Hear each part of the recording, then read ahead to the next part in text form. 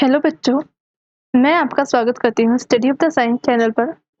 पिछली क्लास में हमने पढ़ा था जो स्टेट्स ऑफ मैटर हैं उनके मेल्टिंग पॉइंट, बॉइलिंग पॉइंट क्या होता है, वेप जो लेटेंट हीट ऑफ फ्यूजन है, लेटेंट हीट ऑफ वेपोराइजेशन है, इन सब के बारे में हमने पढ़ा था। इस लेक्चर में हम पढ़ने वाले हैं कि एवापोरेशन क्या होता है और कौन-कौन से जो फैक्टर्स हैं वो एवापोरेशन को अफेक्ट करते हैं, ठीक है? और कैसे जो है वो एवापोरेशन जो होता है वो कैसे जो होता है वो एवापोरेशन कूलिंग करता है। तो इसके बारे में हम इस चैप्टर में इस लेक्चर में पढ़ने वाले हैं, ठीक है? तो शुरू करते हैं एवापोरेशन से। एवापोरेशन क्या होता है? किसी भी लिक्विड का उसके वेपर्स में कन्वर्ट हो जाना किसी भी टेम्परेचर पर बिलो इट्स बॉइलिंग पॉइंट, वो क्या कहलाता है? उसका एवापोरेशन कहलाता है। यानी कि क्या क्या कहेंगे? The phenomena of change of a liquid into vapours at any temperature below its boiling point is called evaporation, ठीक है? तो उसको क्या कहते हैं? हम एवापोरेशन कहते हैं। अब ये एवापोरेशन होता कैसे है? कैसे होता है? देखो, अगर मान लो हमारा लिक्विड है तो वो बहुत सारे पार्टिकल से मिलकर बना होता है, ये तो हमें पता ही है। लेकिन क्या जो सारे पार्टिकल्स हैं उनकी एनर्जी भी सेम होगी? बिल्कुल नहीं होगी, ठीक है? क्योंकि कुछ पार्टिकल्स की एनर्जी क्या होगी? ज्यादा होगी, तो कुछ पार्टिकल्स की एनर्जी क्या होगी? कम होगी। तो जिन पार्टिकल्स के कह सकते हैं एनर्जी ज्यादा होगी, तो वो क्या करेंगे? सराउंडिंग से थोड़ी सी एनर्जी गेन करेंगे और किस में कन्वर्ट हो जाएंगे?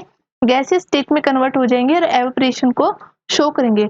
और जिन पार्टिकल्स की एनर्जी बहुत ही कम होगी, वो ऐसा नहीं कर पाएंगे क्योंकि उनके पास एनर्जी बहुत ही कम है, वो सराउंडिंग से बहुत ज्यादा एनर्जी को गेन नहीं कर पाएंगे। लेकिन हाँ, अगर उनको मान लो थोड़ी ही एनर्जी की अगर रिक्वायरमेंट हो गैसेस में कन्वर्ट होने के लिए, तो वो क्या करेंगे? वो सराउंडिंग से इजीली गेन कर कर गैसेस फॉर्म में कन्वर्ट हो जाएंगे और एवापोरेशन को शो करेंगे, ठीक है? तो एवापोरेशन एग्जैक्टली कैसे समझेंगे, क्या कुछ कैसे होता है उसके थोड़ा सा समझेंगे यहाँ पर। देखो क्या होता है कि क्या करते हैं, फॉर एग्जाम्पल मैंने क्या किया, एक बीकर ले लिया, ठीक है? अब ये इस बीकर के अंदर क्या है? ये पानी है, ठीक है? अब देखिए एवापोरेशन जो होता है वो क्या होता है? एक सरफेस फिनोमिना होता है, ठीक है? यानी कि एवापोरेशन कहाँ से होता है? हमेशा कोई भी जो लिक्विड है उसकी सरफेस से होता है। कैसे होता है? सरफेस से क्यों होता है? मान लो यहाँ पर क्या है, अब यहाँ पर इसके बीच में कोई पार्टिकल है, वाटर का पार्टिकल है, वो क्या है? अपने सराउंडिंग में और दूसरे वाटर पार्टिकल से क्या हुआ है? घिरा हुआ है सराउंडिंग में, ठीक है? तो सभी जो वाटर मॉलिक्यूल्स के जो पार्टिकल्स हैं वो आपस में क्या करते हैं? एक दूसरे पर फोर्स लगाते हैं। तो जो वाटर पार्टिकल्स इस लिक्विड के बल्क में प्रेजेंट है उस पर क्या हो रहा है? बाकी दूसरे वाटर पार्टिकल्स से सराउंडिंग से सभी तरफ से क्या लग रहा है? फोर्स लग रहा है। यानी कि इसकी एनर्जी क्या हो जाएगी? कम हो जाएगी, ये ठीक है? फोर्स ऑफ अट्रैक्शन ज्यादा है तो एनर्जी क्या हो जाती है? कम हो जाती है। जैसे कि हमने सॉलिड में पढ़ा है, सॉलिड के पार्टिकल्स के बीच में फोर्स ऑफ अट्रैक्शन बहुत ज्यादा होता है तो वहां पर एनर्जी क्या होती है? कम होती है। लेकिन अगर कोई पार्टिकल मान लो इसके कहाँ पर, यहाँ पर सरफेस पर प्रेजेंट है भाई, तो इस पार्टिकल पर फोर्स कहाँ से लग रहा है? सिर्फ नीचे की तरफ से और साइड से लग रहा है। इसका जो ऊपर वाला जो एरिया है यहाँ से कोई भी फोर्स इस पार्टिकल पर नहीं लग रहा है। तो यानी कि इस पर जो फोर्स ऑफ अट्रैक्शन वो क्या लग रहा है? कम लग रहा है। अगर फोर्स ऑफ अट्रैक्शन कम हो रहा है, इस पर कम है, यानी कि इसकी एनर्जी क्या हो जाएगी? ज्यादा हो जाएगी। तो ये क्या करेगा? सराउंडिंग से एनर्जी ले लेगा, थोड़ी सी एनर्जी इसने सराउंडिंग से ली और किस में कन्वर्ट हो जाएंगे? ये वेपर्स में कन्वर्ट हो जाएंगे, ठीक है? और क्या करेंगे? एवापोरेशन फिनोमेना को शो करेंगे। तो यही कारण है कि जो पार्टिकल बल्क में होते हैं वो एवापोरेशन को नहीं कर पाते, बल्कि जो पार्टिकल उसके कहाँ पर सरफेस पर प्रेजेंट होते हैं सिर्फ वही जो है एवापोरेशन को शो कर पाएंगे, ठीक है? क्योंकि यहाँ पर देखो इस पे ज्यादा फोर्स लग रहा है तो ये इतने ज्यादा फोर्स को कह सकते हैं ये तोड़कर इस सरफेस तक नहीं आ पाएगा और फिर बाहर से एनर्जी गेन पाना इसके लिए मुश्किल हो जाएगा। लेकिन जो पहले ही सरफेस पे प्रेजेंट है जिसपे फोर्स ऑफ अट्रैक्शन भी कम लग रहा है, वो क्या करेगा? इजिली सराउंडिंग से एनर्जी गेन कर वेपर्स में कन्वर्ट हो जाएगा और एवापोरेट हो जाएगा, ठीक है? अब हम इससे आगे हम पढ़ने वाले हैं कि कौन कौन से जो फैक्टर्स हैं वो एवापोरेशन को अफेक्ट करते हैं, ठीक है? उन सब के बारे में पढ़ेंगे। तो सबसे पहला जो फैक्टर है हमारा जो रेट ऑफ एवापोरेशन को अफेक्ट करता है वो कौन सा है? उसका सरफेस एरिया। तो सरफेस एरिया अब एवापोरेशन पे कैसे इफेक्ट डालता है? तो सरफेस एरिया देखो, किसी भी जो भी सब्सटेंस है जो उसका जितना ज्यादा सरफेस एरिया होगा उसका रेट ऑफ एवापोरेशन भी क्या होगा भाई? उतना ही ज्यादा होगा। कैसे शो करेंगे? देखो फॉर एग्जांपल हम क्या करते हैं, जब हम कपड़े धोते हैं तो क्या करते हैं, एक तो हम क्या करेंगे, कपड़े को ऐसे ही कह सकते हैं बिल्कुल कह सकते हैं छोटी-मोटी तह में डाल दें, और एक कह सकते हैं कपड़े को पूरा फैला कर डालें, तो उस केस में क्या हो जाएगा, कपड़ा जो है जल्दी सूखता है जब उसको हम फैला के डालते हैं। फॉर एग्ज़ाम्पल मैंने क्या लिया, मैंने एक रुमाल ले लिया, ठीक है? तो अगर मैं उस रुमाल को क्या करती हूँ, अगर मैं उस रुमाल को ऐसे फ़ोल्ड करके रखूँगी, तो क्या वो जल्दी सूखेगा? नहीं सूखेगा ना। लेकिन अगर मैं इसी रुमाल को क्या करती हूँ, बिल्कुल ऐसे पूरा खोल कर, फैला कर अगर मैं इसको सुखाऊँगी, तो उस केस में क्या हो जाएगा, ये जल्दी सूख जाएगा। तो इसका कारण क्या है भई? क्योंकि ये वाला जो रुमाल है, इसको मैंने क्या किया है, इसका जो पूरा का पूरा सरफेस एरिया है, मैंने उसको एक्सपोज़ कर दिया सराउंडिंग्स में, ठीक है? लेकिन इसके का क्या किया मैंने, इसको फ़ोल्ड करके रखा है, यानी कि इसका कंप्लीट सरफेस एरिया को मैंने एक्सपोज़ नहीं किया है। तो इस केस में क्या हो जाएगा, रेट ऑफ एवापोरेशन कम हो जाएगा, और जितना ज़्यादा हम कपड़े को कह सकते हैं फैला कर रखते हैं, जितना ज़्यादा हम उसका सरफेस एरिया एक्सपोज़ करेंगे एनवायरनमेंट में, सराउंडिंग्स में, तो उतना ही जल्दी क्या हो जाएगा, वहाँ पर रेट ऑफ एवापोरेशन हो, यानी कि कपड़ा उतने ही जल्दी सूख जाएगा। समझ में आया? अगला जो फैक्टर है वो क्या है, उसका टेम्परेचर, यानी कि टेम्परेचर का क्या इफ़ेक्ट होता है। तो टेम्परेचर का क्या इफ़ेक्ट होगा भई, देखो फॉर एग्ज़ाम्पल हम लेते हैं। अब देखो जब हम कपड़े धोते हैं, तो गर्मियों में धोते हैं और सर्दियों में भी धोते हैं। लेकिन गर्मियों में कपड़े क्या हो जाते हैं, जल्दी सूख जाते हैं as compare to the winter seasons, ठीक है? अब ऐसा क्यों होता है? क्योंकि गर्मियों के दिनों में क्या होता है, कह सकते हैं टेम्परेचर बहुत ज़्यादा होता है, तो सराउंडिंग में एनर्जी बहुत ज़्यादा होती है। तो जो पार्टिकल्स कह सकते हैं वाटर के पार्टिकल्स कपड़ों में हैं, उनको क्या होती है, सराउंडिंग से बहुत ज़्यादा एनर्जी होने के कारण ईज़िली एनर्जी मिल जाती है, और वो जल्दी से क्या हो जाते हैं, एवापोरेट हो जाते हैं, गैसेस फॉर्म में कन्वर्ट हो जाते हैं।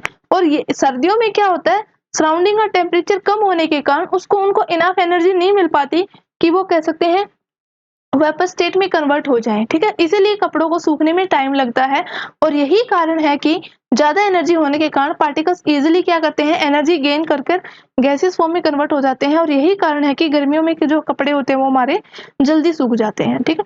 तो इसका मतलब क्या हो गया, जो रेट ऑफ एवापोरेशन है वो टेम्परेचर के क्या होता है भई, डायरेक्टली प्रोपोर्शनल होता है। यानी कि जितना ज़्यादा टेम्परेचर होगा, रेट ऑफ एवापोरेशन वहाँ पर उतना ही ज़्यादा होगा, ठीक है? और अगर टेम्परेचर कम हुआ, तो रेट ऑफ एवापोरेशन भी क्या हो जाएगा, अपने आप डिक्रीज़ हो जाएगा। तो अगला जो फैक्टर है वो हमारा क्या है, ह्यूमिडिटी, यानी कि ह्यूमिडिटी क्या होती है? तो देखो ह्यूमिडिटी क्या होती है बच्चों, यानी कि जो हमारे एनवायरनमेंट में, हमारे सराउंडिंग में जो वाटर वेपर्स प्रेज़ेंट है, उसी को क्या बोलते हैं, हम एक तरह से ह्यूमिडिटी बोलते हैं। The amount of water vapour present in the air, यानी कि जो एयर में जो वाटर वेपर्स प्रेजेंट है उसे क्या कहते हैं, ह्यूमिडिटी कहते हैं। अब क्या होता है कि एयर भी जो है, वो जो कह सकते हैं एक पर्टिकुलर अमाउंट तक ही जो वाटर वेपर्स है उनको होल्ड कर सकती है गिवन टेम्परेचर पर। ऐसा नहीं होता कि एयर को वाटर वेपर्स देते जाओ और वो होल्ड करती रहेगी, ऐसा नहीं होगा।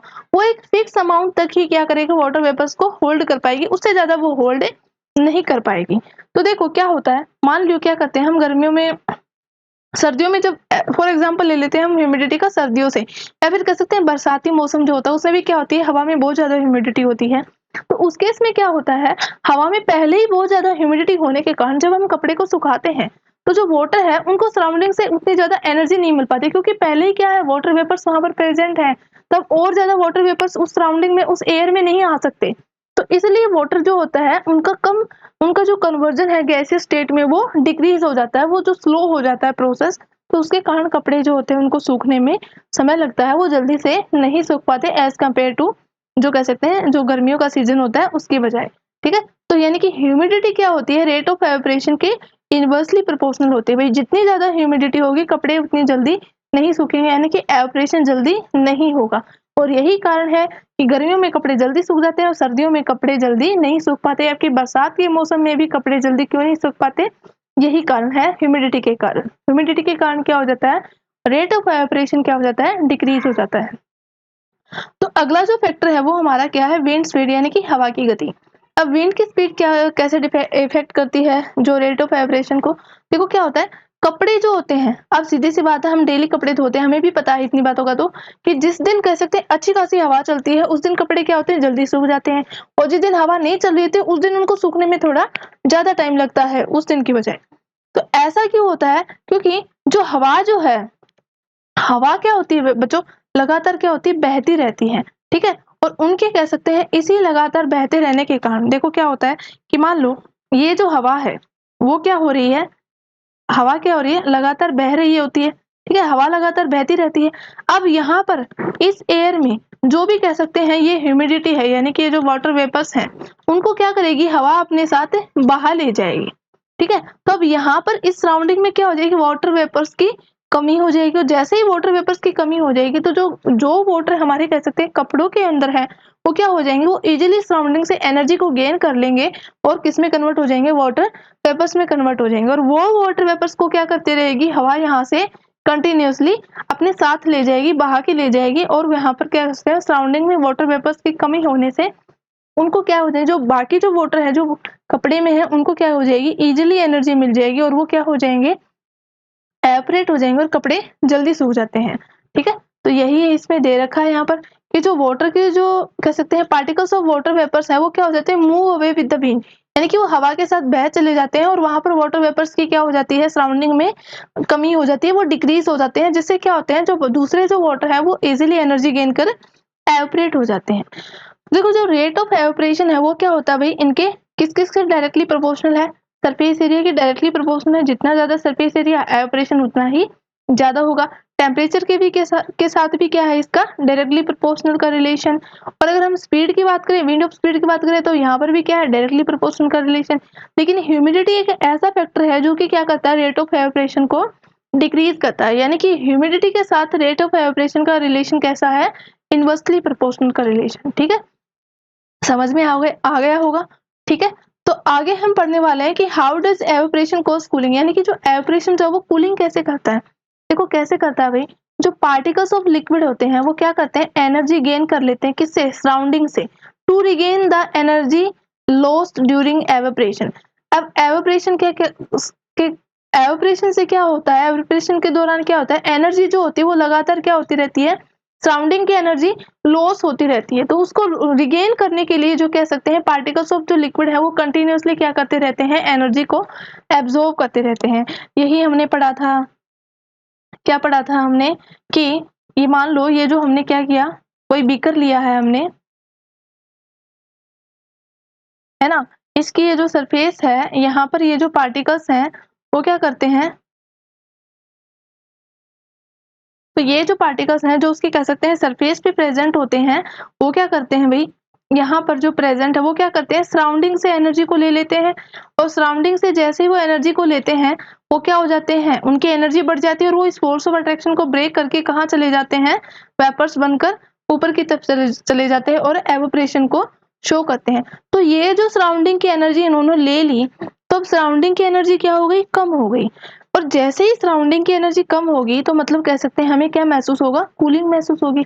अब सीधी सी बात है, देखो क्या होता है, गर्मियों में क्या होता है, जब टेम्परेचर बहुत ज्यादा हो जाता है, गर्मी बहुत ज्यादा होती है, तो जब बारिश होती है, तो बारिश से क्या होता है, जब वो वाटर की बूंदे जो होते कह सकते हैं उस सरफेस पर पड़ती हैं, हमारे सराउंडिंग में आती हैं, तो वो क्या करते हैं, उस पूरी एनर्जी को वो गेन कर लेती हैं, और फिर से वो एवपोरेट हो जाती हैं, ठीक है।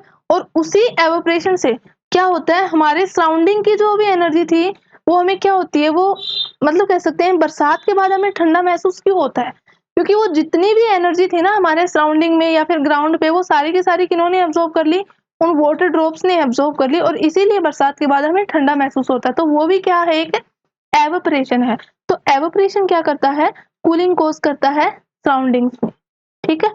आगे देखते हैं, आगे क्या है, आगे है what happens when we pour some acetone on our palm, यानी कि जब हम हमारी हथेली पर कुछ एसीटोन को रखते हैं तो हमें कैसा महसूस होता है। तो देखिए क्या होता है, एसीटोन जो होता है वो क्या होता है, एक वोलाटाइल सब्सटेंस होता है। वोलाटाइल सब्सटेंस क्या होते हैं बेटा, जो रूम टेम्परेचर पर एवोपरेट हो जाते हैं, ठीक है, यानी कि जो रूम टेम्परेचर पर क्या हो जाए, गैसियस फॉर्म में कन्वर्ट हो जाए, वो क्या होते हैं, वोलाटाइल होते हैं। जो वाटर है हमारा वो भी क्या होता है, वोलाटाइल नेचर का होता है।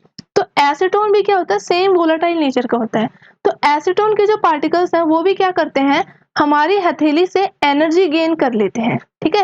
और जैसे ही वो हमारी हथेली से एनर्जी गेन करेंगे तो वो तो क्या हो जाएगा, एवोपरेट हो जाएगा। अब हथेली से एनर्जी क्या हो गई, डिक्रीज हो गई, तो हमें क्या होता है, फिर हथेली पे क्या होता है, हमें ठंडा महसूस होता है, ठीक है। आगे क्या दे रखा है, after a hot sunny day people sprinkle water on the roof and और open ground because large latent heat of vaporization of water helps to cool the hot surface, ये क्या कर रहा है कि बहुत ज़्यादा गर्म दिनों में ये क्या करते हैं, कुछ लोग क्या करते हैं अपने घरों की छतों पर या फिर कह सकते हैं अपने घरों में ग्राउंड पर क्या करते हैं, पानी का छिड़काव करते हैं। तो वो ऐसा क्यों करते हैं? वो ऐसा क्यों करते हैं? कूलिंग के लिए। क्योंकि क्या होता है, जैसे ही वो कह सकते हैं वो गर्म पानी उस छत पर या फिर कह सकते हैं उस ग्राउंड पर डालेंगे तो वो पानी क्या करेगा, उस ग्राउंड से उस छत से क्या कर लेगा, एनर्जी को गेन कर लेगा और एवापोरेट हो जाएगा। अब छत की या ग्राउंड की एनर्जी क्या हो गई, फिर से डिक्रीज हो गई। ठीक है, अब यहाँ पर जो हीट लगी है वो किसके लिए लगी है?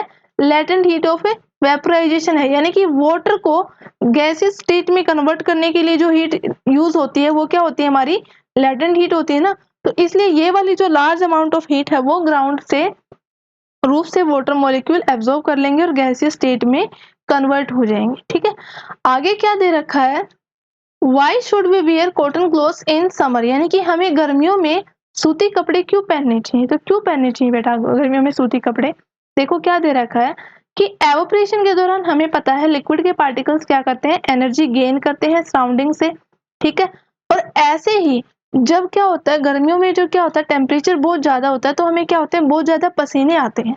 ठीक है, और पसीना क्या होता है, एक तरह से लिक्विड ही होता है। तो वो पसीना भी क्या करता है, हमारी बॉडी से क्या करता है, जैसे ही वो कह सकते हैं सराउंडिंग के कांटेक्ट में आता है तो वो पसीने जो होते हैं वो सराउंडिंग से और हमारी बॉडी से क्या करते हैं, एनर्जी गेन करते हैं। और जैसे ही वो एनर्जी गेन करेगा तो वो किस में कन्वर्ट हो जाएगा, वेपर्स में कन्वर्ट हो जाएगा और हमें क्या होगा, ठंडा महसूस होगा। और कॉटन का हमें पता है, कॉटन क्या होता है, एक गुड एब्जॉर्बर होता है और वो क्या कर देंगे, और वो स्वीट को क्या करेंगे, एब्जॉर्ब करेंगे और क्या कर देंगे, उसको एक्सपोज टू द एटमोस्फेयर, यानी कि एटमोस्फेयर में उसको एक्सपोज कर देंगे। और जैसे ही वो एटमॉस्फेयर में एक्सपोज होंगे तो वहां पर क्या होगा, फिर एवोपरेशन होगा। और एवोपरेशन होगा तो हमें क्या होगा, कूलिंग महसूस होगी, हमें ठंडा महसूस होगा। और यही कारण है कि गर्मियों के दिनों में हमें सूती कपड़े पहनने चाहिए। आगे क्या दे रखा है, why do we see water droplets on the outer surface of a glass containing a ice cold water, यानी कि क्या कह रहा है कि कोई ग्लास ऑफ वाटर है तो उसके जो आउटर सरफेस पर, उस पर हमें पानी की छोटी छोटी बूंदें जो है वो क्यों दिखाई देती हैं, क्यों दिखाई देती हैं, देखिए समझते हैं। कि क्या किया मैंने, फिर से क्या किया, एक ग्लास ले लिया। ठीक है, जिसके अंदर क्या किया मैंने, ठंडी ठंडी कोल्ड ड्रिंक डाल दिए, या फिर कह सकते हैं फ्रिज से हमने 1 ग्लास ऑफ बोतल से कोई ठंडा पानी डाल दिया। तो क्या होगा, हमने ह्यूमिडिटी के बारे में पढ़ा था। ह्यूमिडिटी क्या होती है, amount of water vapour present in the air. तो देखो जो वाटर की जो वेपर्स है ना बेटा, वो हर सीजन में कह सकते हैं, हर टाइम जो कह सकते हैं एयर में प्रेजेंट होती है। लेकिन वो अकॉर्डिंग टू टेम्परेचर क्या हो जाती है, कभी ज्यादा हो जाती है तो कभी कम हो जाती है, लेकिन वो प्रेजेंट हर टाइम रहती है। तो जैसे ही हमने क्या किया, और ये इसी का प्रूफ है, जैसे ही हमने क्या किया, इस ठंडे गिलास को क्या किया, कोल्ड ड्रिंक से भरे ठंडे गिलास को मतलब हमने यहाँ पर खुले में रखा। तो ये जो वाटर ड्रॉपलेट, यानी कि ये जो वाटर वेपर्स जो हवा में प्रेजेंट थी, वो जैसे ही इस ठंडे ग्लास के कांटेक्ट में आई, तो अब देखो यहाँ पर ये वेपर्स की स्टेट में है तो इनकी एनर्जी ज्यादा है, और यहाँ पर ये लिक्विड है, ठंडा है, कूल डाउन है, तो यानी यहाँ पर एनर्जी कम है। तो जैसे ही इसके कांटेक्ट में आएंगी तो ये क्या करेंगी, एनर्जी को लॉस कर देंगे। क्या करेंगी भाई, एनर्जी को लॉस करेंगी। और जैसे ही ये एनर्जी को लॉस करेंगी तो यानी कि लॉस होते ही हायर एनर्जी स्टेट किस में कन्वर्ट हो जाएगा भाई, लोअर स्टेट में कन्वर्ट हो जाएगा, और पानी की छोटी छोटी बूंद के रूप में इसकी इस ग्लास की सरफेस पर जमा होना शुरू हो जाएंगे। और इस प्रोसेस को हम क्या बोलते हैं, कंडेंसेशन, यानी कि गैसीय स्टेट का लिक्विड में कन्वर्ट हो जाना क्या कहलाता है, कंडेंसेशन कहलाता है। ठीक है, तो ये जो है क्या करते हैं, इसमें जो वाटर वेपर्स हैं वो जैसे ही इस ठंडे ग्लास के कांटेक्ट में आएंगे तो वो क्या करेंगे, एनर्जी को लॉस कर देंगे। ठीक है, और जैसे ही वो एनर्जी लॉस करेंगे वो क्या करेंगे भाई, लिक्विड में कन्वर्ट हो जाएंगे, और फिर हम उनको कह सकते हैं पानी की छोटी छोटी बूंदों के रूप में उस ग्लास की सरफेस के सराउंडिंग में देख पाते हैं। तो ये था हमारा first chapter matter in our surrounding, जो कि आज खत्म होता है। आई होप कि आपको अच्छे से समझ में आया होगा। तो आज की क्लास में इतना ही। थैंक यू, धन्यवाद।